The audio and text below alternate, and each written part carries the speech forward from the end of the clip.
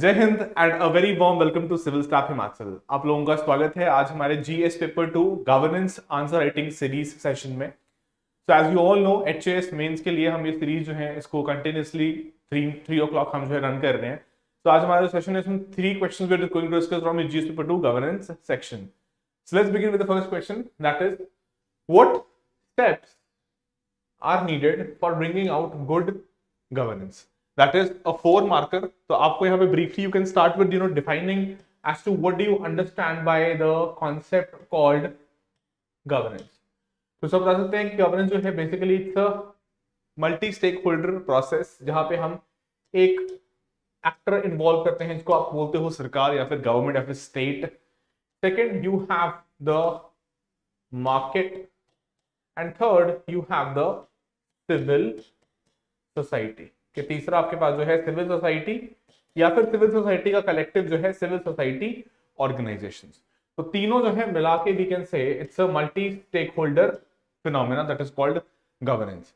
But here it is talking about good governance.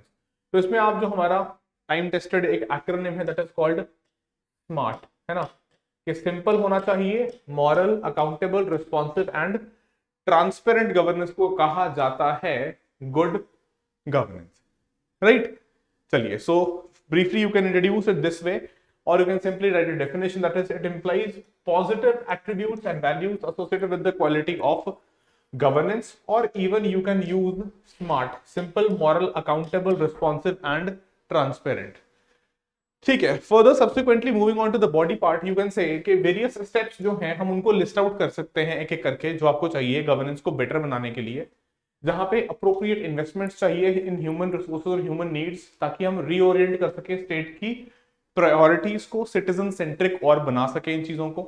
Then provision of social safety nets for poor and marginalized ताकि inclusive हो सके। Then by including citizen from the beginning easy हो जाएगा officials के लिए to develop cooperation and discover frustrations that the public has with governance. मतलब कि जहां पे भी दे आर फेसिंग चैलेंजेस और you can say they are facing issues in the quality of governance, which basically means के governance वहां पे उनको अच्छी होती हुई या फिर शासन जो है उनको सुशासन देखने को नहीं मिल रहा।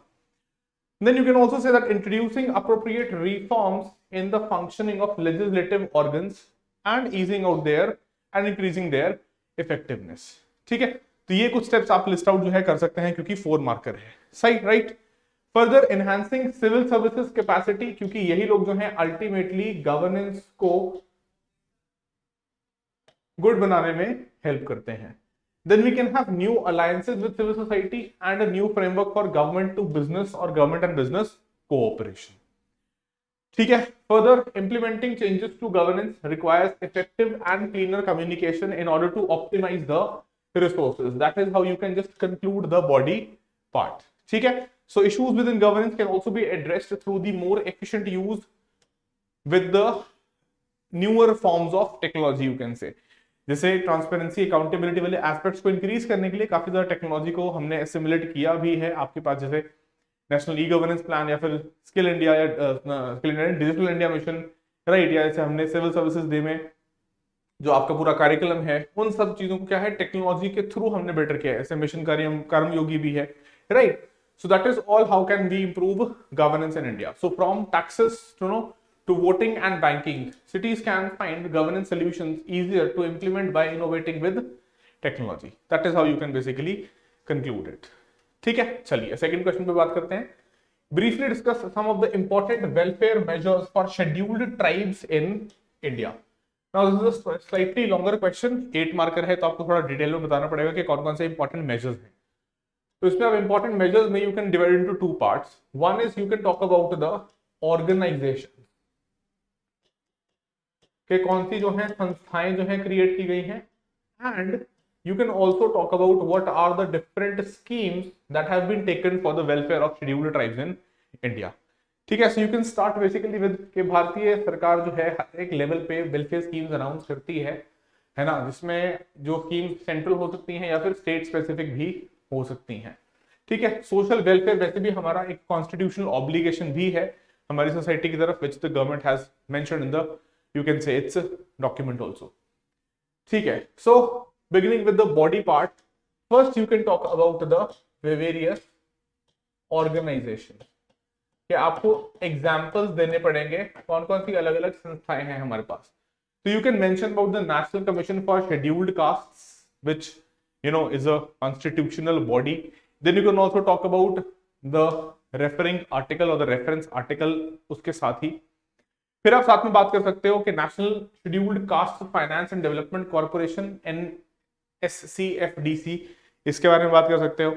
ठीक है, then further moving on, you can talk about in the bodies part itself about the national Safai Karmachari finance and development corporation. ठीक है, which is a wholly owned government of India undertaking. So that can be the important bodies that have been constituted. Further moving into the schemes part, कि अब आप आ सकते हो schemes के ऊपर. देखो यहाँ पे आपको बहुत अच्छा डेटा जो है, अगर आपने नहीं कलेक्ट किया है, आपको डेटा का क्रंच है, कंटेंट का आपके पास शॉर्टेज है कंटेंट की, तो you can refer to the economic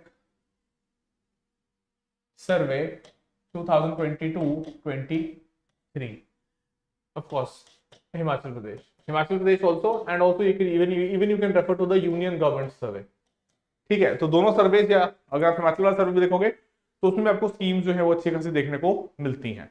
ठीक है, तो फर्स्ट कैन बी द प्रधानमंत्री Adarsh Gram Yojana, right, that is objective is to ensure integrated development.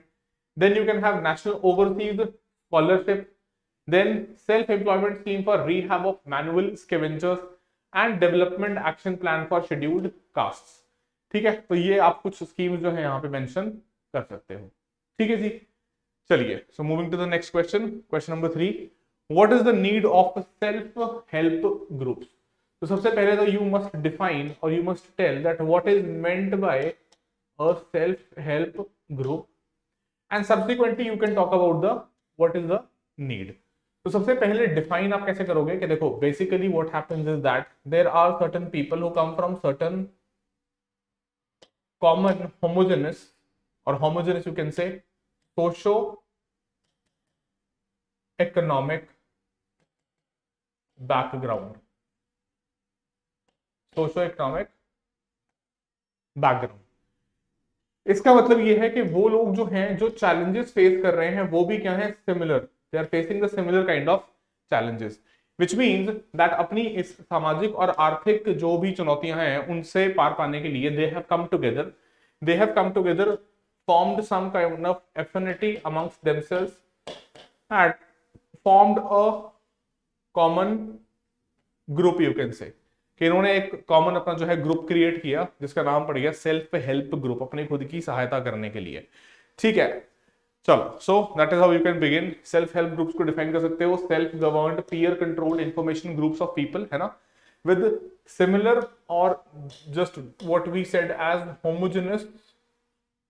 Homogeneous का मतलब एक तरीके के, socio economic background and having a desire to collectively perform for common purpose, right, कि कुछ सेविंग्स करके अगर मान लो कुछ एंटरप्राइजिंग एक्टिविटी कुछ की जा सकती है.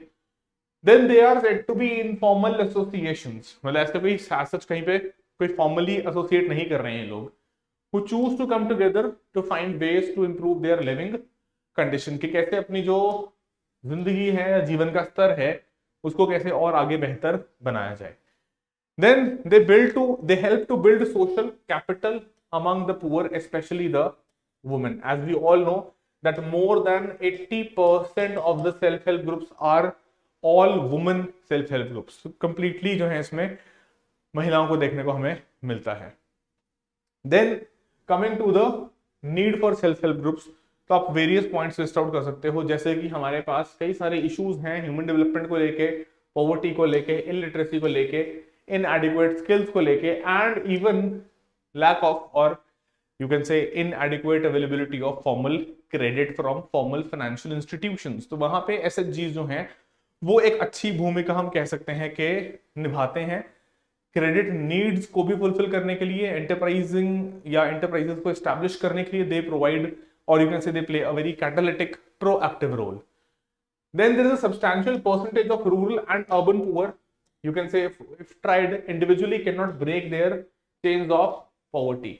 एंड वी ऑल नो कि मल्टी डिमेंशनल पॉवर्टी इंडेक्स में we have improve, but still we have the maximum number of poor in the world, है ना।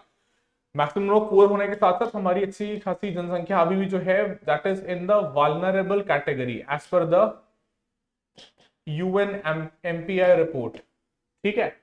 सो कलेक्टिवली एक्शन लेना है, कलेक्टिवली काम करना रिक्वायर्ड हो जाता है अगर if they want to break out of the shackles of poverty, if they have to come out of the shackles of poverty, then these problems cannot be tackled at an individual level and need collective efforts.